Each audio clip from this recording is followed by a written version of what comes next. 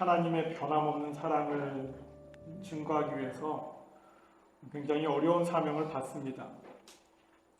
호세아서 1장 2절 말씀 보시면 여호와께서 처음 호세아에게 말씀하실 때 여호와께서 호세아에게 이르시되 너는 가서 음란한 여자를 맞이하여 음란한 자식들을 낳으라.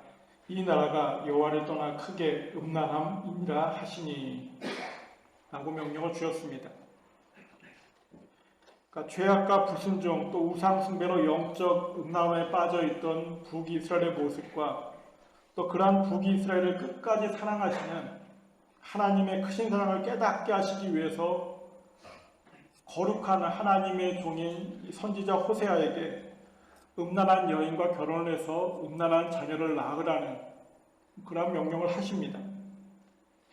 그래서 호세아 선지자는 음란한 여인이었던 고멜과 결혼을 하게 되고 그리고 자녀를 낳아서 각각 이름을 이스라엘, 루루하마, 로함이라고 그렇게 지었습니다. 여기서 이스라엘은 하나님께서 흩으시다라는 뜻이고 루루하마는 긍휼을 받지 못하다라는 뜻입니다. 그리고 로함미는 내 백성이 아니다라는 뜻입니다.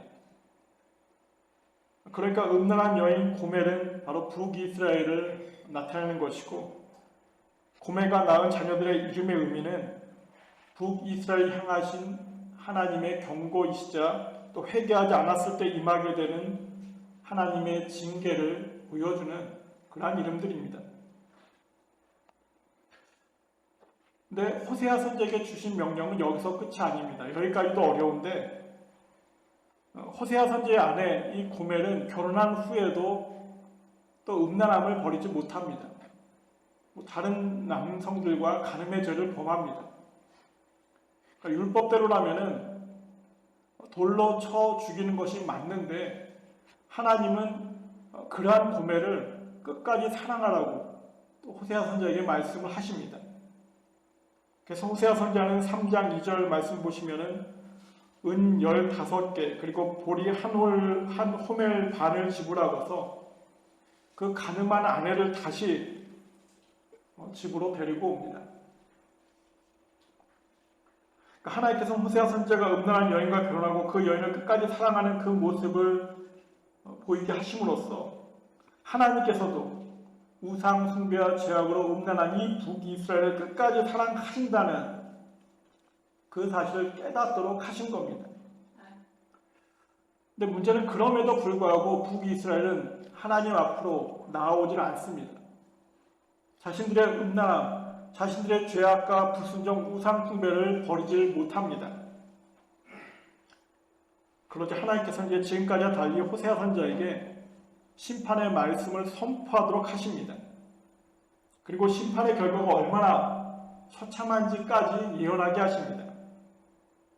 호세아서 13장 15절 16절 말씀을 보시면은 그가 비록 형제 중에서 결실하나 동풍이 오리니 곧 광야에서 일어나는 여호와의 바람이라. 그의 근원이 마르며 그의 샘이 마르고 그 쌓아둔 바 모든 보배의 그릇이 약탈되리로다. 사마리아가 그들의 하나님을 배반하였으므로 형벌을 당하여 칼에 엎드려질 것이요 그 어린아이는 부서뜨려지며 아이벤 여인은 배가 갈라지리라. 끔찍한 심판의 말씀입니다.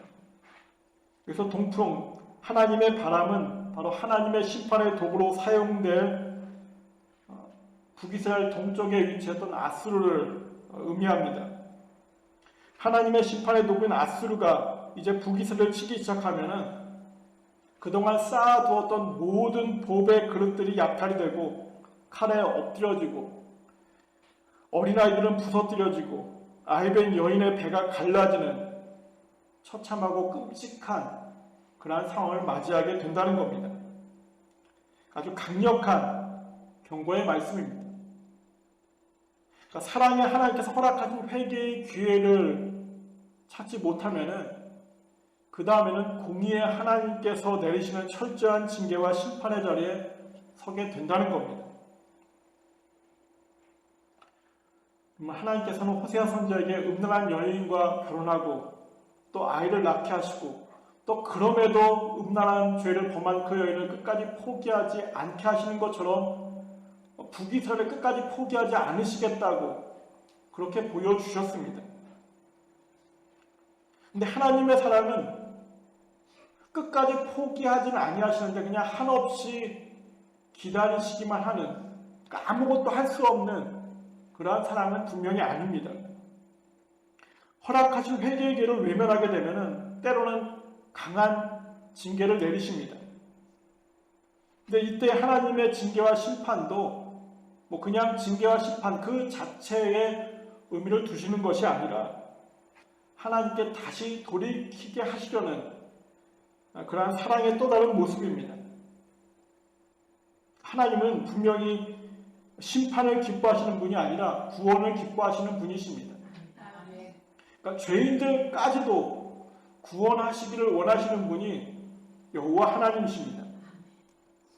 그리고 이렇게 사랑 많으신 하나님이시기에 우리 본문 마지막 14장에서는 우상숭배와 죄악에서 떠나지 않음으로 심판을 받을 수밖에 없었던 그 북이스라엘 향해서 다시 한번 구원의 은혜를 누릴 수 있는 그 방법을 알려주고 계십니다. 오늘 본문 앞절인 2절, 3절 말씀을 합독으로 말씀을 보시겠습니다. 본문 앞에 있는 2절, 3절의 말씀입니다. 너는 말씀을 가지고 여호와께로 돌아와서 아뢰기를 모든 불의를 제거하시고 선한 발을 받으소서.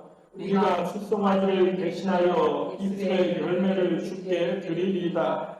우리가 아수르의 구원을 의지하지 아니하며 말을 타지 아니하며 다시는 우리의 손으로 만든 것을 향하여 너희는 우리의 신이라 하지 아니하오리니 이는 고아가 주로 말미암아 궁유를 얻으니이다 할지니라. 아멘.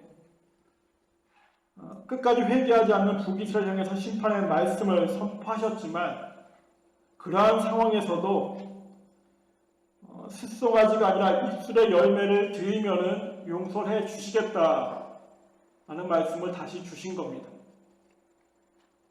여기서 숫송아지는 이스라엘의 제사 중에서 가장 귀한, 가장 값비싼 제물이었습니다. 그런데 하나님의 심판을 피하기 위해서는 이 값비싼, 가장 귀한 숫송아지가 아니라 하나님은 입술의 열매를 드리라고 말씀을 주고 계십니다. 그러니까 물질이 아니라 참된 믿음의 고백으로만, 참된 회개의 고백으로만 용서의 은혜를 받을 수 있다는 겁니다. 과거 북이스라엘도 그랬고 지금 저희들도 마찬가지인데 많은 믿음의 사람들이 입술의 열매가 아니라 숫송아지를 드리는 것을 더 크게 생각을 합니다. 그리고 때로는 나는 숫송아지를 귀한 예물을 드렸다는 그 자체로 안심하고 안주하는 경향이 있습니다. 하지만 우리가 아무리 귀하고 값비싼 것을 하나님께 제물로 드렸다 할지라도 거기에 참된 마음으로 드리는 입술의 열매가 없다면 아무런 소용이 없습니다. 그러니까 우리는 숫송아지가 아니라 입술의 열매를 주님 앞에 드려야만 합니다. 그리고 하나님께서는 어떠한 입술의 열매를 드려야 되는가까지도 알려주십니다. 3절 말씀을 보시면 우리가 드려야 할 입술의 열매를 말씀하시는데 간단하게 말하면은 저는 이제 아수르를, 말을, 우상을 의지하지 않겠습니다 라는 입술의 열매를 드리라고 말씀을 주십니다. 여기서 아수르는 북이스라엘의 입장에서 가장 강한 나라였는데 그러한 세상의 강대국을 의지하지 않겠습니다라는 고백을 드리라는 겁니다. 그리고 말을 타지 않겠습니다라는 고백도 드리라고 합니다. 이 말씀은 저는 이제 승마를 하지 않겠습니다. 그 의미가 아닙니다. 당시 말은 군사력이나 경제력을 의미하는데 그러한 군사력이나 경제력을 믿고 내가 교만하지 않겠습니다. 제가 말을 타고 우쭐대지 않겠습니다. 라는 고백을 드리라는 겁니다. 그리고 마지막 세 번째로는 이제 우상 숭배를 하지 않겠습니다. 라는 고백을 드려야만 합니다. 북이스라엘은 아수르를 말을 우상 숭배를 하지 않겠습니다. 라는 고백을 드리지 않았고 그 결과로 이제 멸망의 길로 나아가게 됩니다. 그렇다면 지금 저와 여러분은 어떻습니까? 우리는 이러한 입술의 고백을 드리고 있습니까? 분명히 입술의 고백은 드립니다. 주님, 저는 주님 앞에 나와서 아수르를 말을 우상 숭배를 하지 않겠습니다. 라는 고백은 드립니다. 근데 세상을 살다 보면 어느 순간 우리도 모르는 사이에 아수르를 붙잡고 말로 교만하고 또 헛된 우상을 섬길 때가 있습니다. 그러니까 어려움을 당하고 있는 상황에서 당장의 도움을 받을 수 있는, 당장의 도움을 줄 수 있는 아수르, 즉 세상의 권세가 있다면은, 세상의 힘과 도움이 있다면은 하나님보다 더 가깝게 느껴집니다. 그러니까 말로 대표되는 군사력, 경제력 같은 세상에서 자랑할 만한 힘이 있으면은, 좀 세상에 내어놓을 만한 것이 있으면은 교만에 빠집니다. 겸손하고 간절하게 하나님을 붙잡는 것이 아니라 내가 가지고 있는 세상의 것들을 자랑하며 그것도 있으면, 이 정도 있으면 충분하다라는 그 마음을 아프게 옵니다. 분명히 지금 우리는 바알 같은 우상을 섬기진 않지만은 현대는 돈의 우상 앞에 한없이 나약해질 수밖에 없습니다. 그러니까 현대 우상의 돈 앞에서 자유로울 수 있는 사람은 사실 이 땅에 아무도 없습니다. 그러니까 우리가 하나님 앞에 나와서는 하나님, 제가 아수르를 의지하지 않겠습니다. 하나님, 제가 말을 타지 않겠습니다. 하나님, 돈의 우상을 의지하지 않겠습니다. 입술의 고백은 분명히 드리는데 살아가는 모습을 보면 어느 순간에 아수르를 더 붙잡으려고 하고 말을 타면은 교만에 빠지고 또 늘 돈의 우상 앞에 허덕이게 됩니다. 그러니까 이 세상을 살아가야 하는 우리들에게 아수르와 말과 돈의 우상에서 벗어나는 것은 불가능한 것처럼 그렇게 느껴지기도 합니다. 그래서 어떤 면에서는 우리가 어쩔 수 없다는 그 생각에 나름대로 조금씩 타협하면서 그렇게 믿음 생활을 하는 그런 우리의 모습을 볼 수가 있습니다. 그러니까 완전하게 하나님만을 붙잡는 것이 아니라 하나님도 붙잡지만은 때에 따라서는, 필요에 따라서는 아수르도 조금 의지하고 말도 좀 있으면 좋겠고 돈은 말할 필요도 없이 더 우리가 많으면 많을수록 좋겠다라는 그 생각을 하고 있습니다. 근데 그렇다면은 우리는 4절 말씀을 더더욱 새기고 새겨볼 필요가 있습니다. 오늘 본문 4절 말씀도 합독으로 말씀을 보시겠습니다. 내가 그들의 반역을 고치고 기쁘게 그들을 사랑하리니 나의 진노가 그에게서 떠났음이니라. 아멘. 하나님께서 호세아 선지를 통해서 북이스라엘에 주신 마지막 결론의 말씀입니다. 말씀인 것처럼 북이스라엘은 호세아 선지자가 음란한 여인 고멜을 끝까지 사랑하는 모습과 자녀들의 이름을 통해서 하나님의 사랑과 하나님의 경고를 들을 수 있었습니다. 또 직접적인 심판의 말씀도 들었습니다. 그럼에도 불구하고 끝까지 아수르 말 우상을 포기하지 않고 계속해서 자신들의 고집대로, 자신들이 살아온 방법대로 살아갑니다. 그러니까 이제 하나님께서는 내가 그들의 반역을 고치고 기쁘게 그들을 사랑하리니 나의 진노가 그에게서 떠났습니다 라는 말씀대로 하나님께서 북이스라엘을 직접 고쳐주시고 그래서 하나님의 진노가 떠나시고 그들을 사랑해 주시겠다라고 선포를 하십니다. 북이스라엘 스스로 결단과 의지로 안 되니까 하나님께서 직접 고쳐주시겠다는 겁니다. 이 부분에서 우리가 잘못 생각하면은 하나님께서 직접 고쳐주시면 되는 것 아닌가라는 생각을 해보게 됩니다. 그러니까 내가 힘들게 애써서 결단하고 노력하고 몸부림치는 것보다는 그냥 하나님이 직접 나를 고쳐주시면은 간단하게 해결되고 그런 다음에 사랑해 준다고 하는데 그러면 아무런 문제가 없는 것 아닌가라는 생각을 해볼 수가 있습니다. 그런데 내가 그들의 반역을 고치고 라는 이 말씀 속에는 하나님께서 직접 고친다는 이 말씀은 바로 큰 고통과 고난을 의미합니다. 내가 그들의 반역을 고치고의 의미는 앞에 주었던 이제 경고의 그 말씀대로 징계와 심판을 내리시겠다는 그러한 의미입니다. 그래서 하나님께서는 3장 15절 16절의 심판의 말씀을 정말로 북이스라엘에 내리셨습니다. 동풍 즉 하나님의 바람인 아수르를 통해서 북이스라엘을 심판하셨습니다. 북이스라엘이 멸망을 당합니다. 이때 샘이 마르고 그동안 쌓아둔 모든 고배의 그릇들이 약탈당했고 형벌을 당하여 칼에 엎드러졌고 어린 아이들이 죽임을 당했고 아이벤 여인의 배가 갈라지는 끔찍한 상황을 맞이합니다. BC 722년 북이스라엘은 호세아 선지자와 이름이 똑같은 북이스라엘의 마지막 19대 왕인 호세아 왕 때에 아수르에 이렇게 멸망을 당하게 됩니다. 그럼 하나님께서 직접 고쳐주신다는 것은 기쁨의 시간이 아니라 고통과 고난을 통한 연단의 시간을 통해서 고쳐주신다는 의미입니다. 그래서 출애굽한 이스라엘 백성들이 믿음 안에 온전히 거하지 못하니까는 광야 40년의 연단을 통해서 그들 고쳐주십니다. 북이스라엘과 남유다가 그렇게 크신 하나님의 사랑을 누렸음에도 불구하고 믿음 안에 온전히 서지 못하니까는 북이스라엘은 아수르에 의해서 남유다는 바벨론에 의해서 멸망을 당하는 고통의 시간을 그들은 보내야만 했었습니다.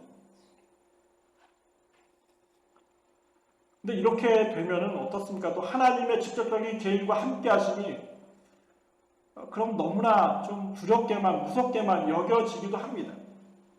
하나님이 개입하시면은 고통과 고난만 징계와 심판만 임하는 것 아닌가라는 생각을 합니다. 정말로 구약의 이스라엘 백성들은 그래서 하나님의 임재하심을 그들은 기뻐하지 못했습니다. 심지어 위대한 선지자들조차도 하나님이 처음 그들에게 임하셨을 때 그들은 그래서 두려워했습니다. 왜냐하면 구약에서는 늘 하나님의 임재하심은 결국은 징계와 심판이었기 때문입니다. 그래서 이사야 선지자도 하나님이 처음 임하셨을 때 이사야서 6장 5절 말씀 그때 내가 말하되 화로다 나여 망하게 되었도다 나는 입술이 부정한 사람이요 나는 입술이 부정한 백성 중에 거주하면서 만군의 여호와신 왕을 배웠음이로다 라고 고백을 하고 있습니다. 나는 부정한 사람이니까 나는 부족하니까 하나님이 나한테 임하시면 결국은 심판이요 징계이기 때문에 화로다 나여 망하게 되었도다 라고 고백을 합니다. 예레미야 선지자는 예레미야서 1장 6절 내가 이르되 슬프도소이다 라고 그렇게 고백을 합니다. 하나님의 임재하심이 결코 기쁨이 될 수 없습니다. 두려움입니다. 그런데 하나님의 임재하심과 적극적인 개입이 늘 환난과 고난과 연단만 의미하는 것은 아닙니다. 하나님께서 이 땅을 고치시기 위해서 가장 적극적으로 가장 놀랍게 개입한 사건은 광야 40년의 사건이나 이 북이스라엘과 남유다의 멸망의 사건은 아닙니다. 하나님이 가장 적극적으로 이 땅을 고쳐주시기 위해서 임하신 사건은 바로 2000여 년 전 이 땅에 오신 독생자 예수 그리스도이십니다. 하나님께서 이 땅의 모든 죄악과 허물을 직접 고쳐주시기 위해서 하나님과 동등 되신 예수님을 인간의 몸으로 이 땅에 보내셨고 십자가의 보혈을 흘리게 하심으로써 우리들의 모든 죄악을, 이 땅의 모든 허물을 단번에 용서해 주셨습니다. 그러니까 하나님께서는 자신의 아들을, 예수님께서 자신의 생명을 직접 내어주시는 가장 적극적인 개입을 통해서 우리에게 구원의 문을 활짝 열어주신 겁니다. 그리고 지금은 보혜사 성령께서 우리에게 직접 임하셔서 우리를 지켜주시고 인도하시고 보호해주고 계십니다. 그러니까 우리들은 우리를 직접 고쳐주시는 하나님을 두려워할 것이 아니라 반드시 우리들을 고쳐주셔서 기쁘게 사랑하기를 원하시는 그 하나님만을 간절히 붙잡고 소망해야만 합니다. 가인처럼 죄를 범했다면 하나님의 직접적인 개입을 두려워하며 피하고 숨을 것이 아니라 다윗처럼 더 적극적으로 하나님께 나아가서 입술의 열매를 드려야만 되는 겁니다. 그러면 그 파렴치한 다윗도 용서해 주시는 것처럼 어떠한 죄악과 허물도 용서해 주시고 우리를 기쁘게 사랑해 주십니다.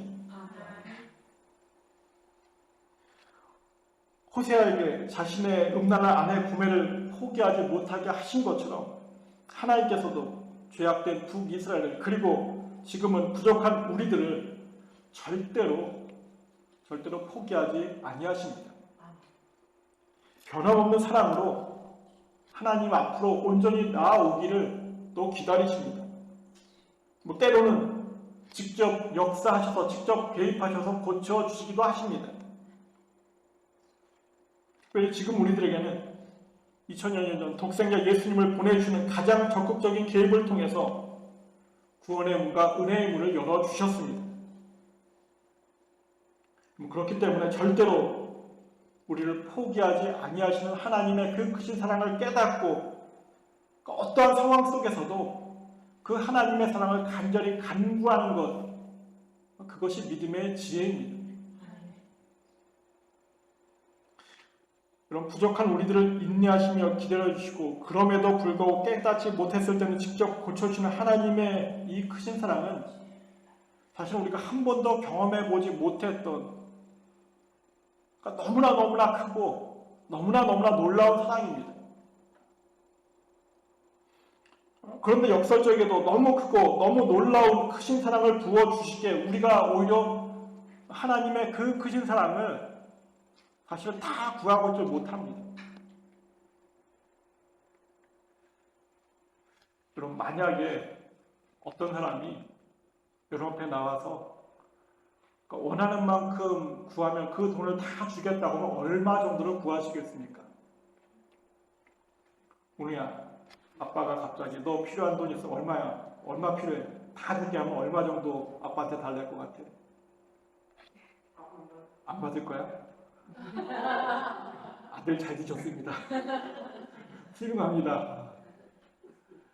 여러분, 누군가 우리에게 나와서 그렇게 얼마 필요합니까? 원하는 데 다 주겠습니다라고 하면 얼마 정도 구하시겠습니까? 아마 많아야 몇백억 정도 되지 않을까 싶습니다. 그 몇백억만 해도 사실은 우리가 생각할 수 없는, 생각하기 힘든 그러한 액수입니다. 한 몇십억, 한 50억 주시면 좋겠습니다. 통 큰 사람 한 100억 정도 주면 좋겠습니다. 라고 대답할지도 모릅니다.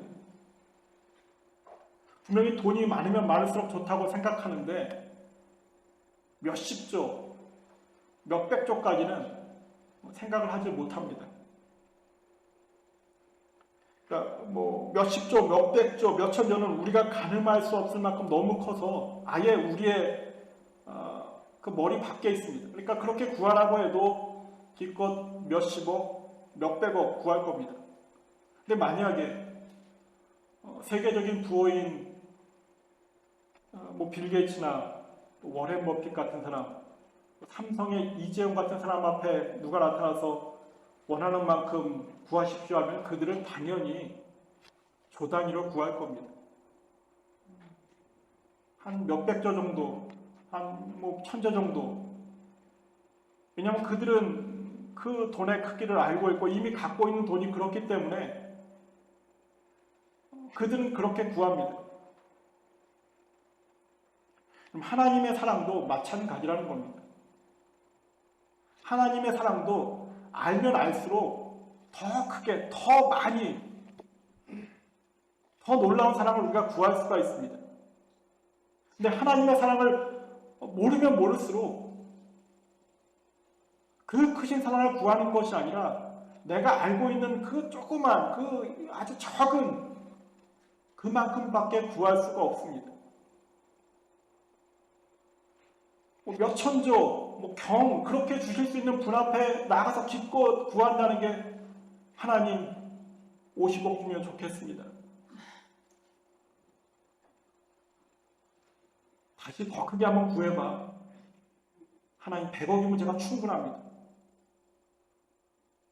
아니 몇 천조, 몇 경을 갖고 계신 더 그것도 막 정말로 무한경으로 줄 수 있는 그 사랑을 구하라고 하는데도 그렇게 구하지 못합니다.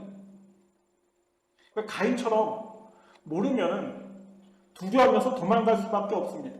근데 다윗처럼 하나님의 사랑을 알면은 간음의 죄를 범하고 살인죄를 범했음에도 불구하고 용서하시는 하나님의 사랑을 알기 때문에 그 앞으로 나아와서 사랑을 간구할 수가 있는 겁니다. 근데 그러면은 또 용서를 해주십니다. 하지만 많은 분들이 아무것도 아닌 우리를 직접 고쳐주실 정도로 사랑하시는 그 하나님의 사랑을 다 깨닫고 있지 못합니다. 그러니까 크신 하나님의 사랑을 우리가 충분히 다 구하고 있지 못합니다. 그러니까 때로는 직접 우리를 고쳐주시는 하나님의 연단이 임하게 되면은 그 사랑을 깨닫고 감사의 고백이 나오는 것이 아니라 의심이 나오고 불평이 나오고 원망이 나오고 낙심이 생깁니다. 하지만 우리가 상상할 수 없는 크신 사랑을 우리를 사랑하시는 하나님의 역사심의 그 끝은 항상 기쁨과 소망과 축복과 평안만이 있습니다. 그러니까 하나님이 어떠한 모습이든지 우리에게 나아오신다면, 우리를 붙잡으신다면, 우리에게 임하신다면 그것은 감사이고 기쁨입니다. 그리고 그 끝은 본문 5절부터 8절 말씀을 다시 한번 보시길 바랍니다. 내가 이스라엘에게 이슬과 같으리니 그가 백합화같이 피겠고 레바논 백향목같이 뿌리가 박힐 것이라.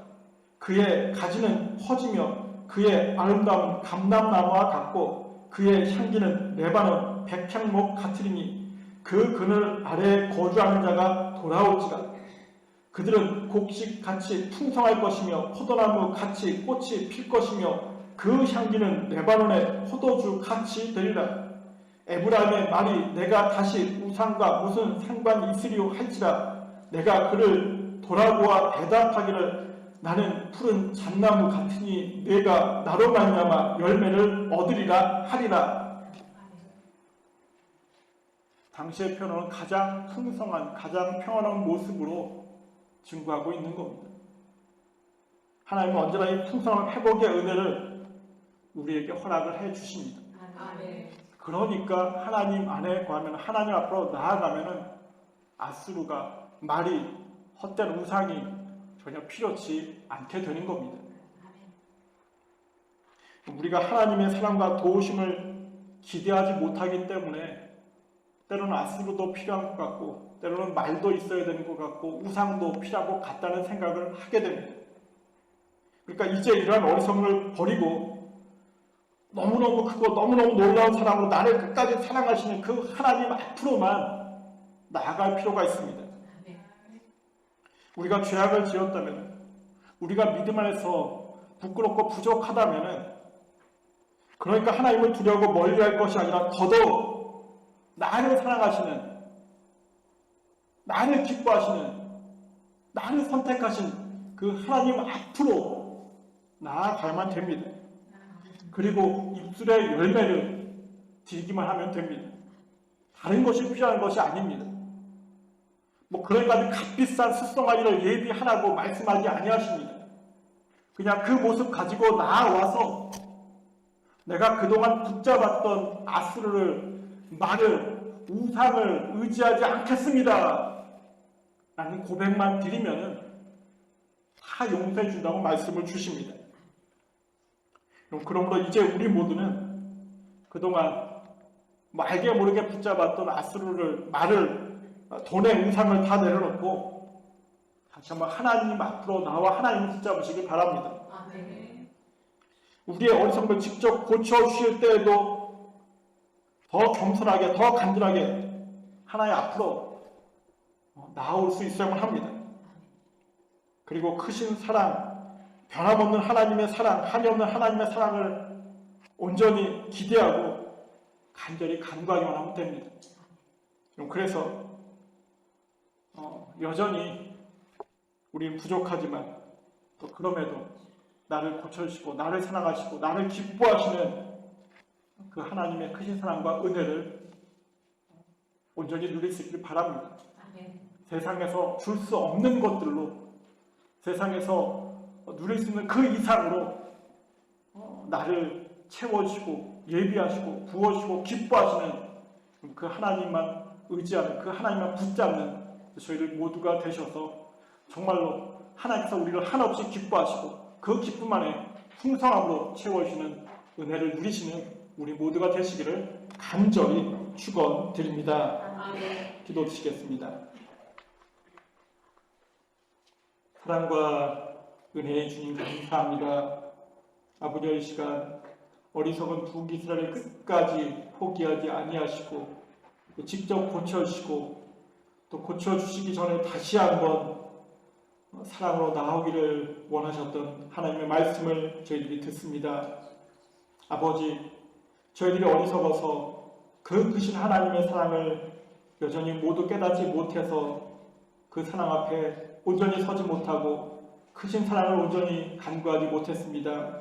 이제 주님, 저희들 그 어리석음을 내려놓습니다. 입술의 열매로 주 앞에 드립니다. 주님, 우리가 붙잡았던 아수르와 말과 돈의 우상을 내려놓고 오직 하나님만을 의지합니다. 이제 하나님의 용서의 역사가, 하나님의 회복의 역사와 하나님의 축복의 역사와 하나님의 평안의 역사만이 넘쳐날 수 있도록 주님께서 함께하여 주시옵소서.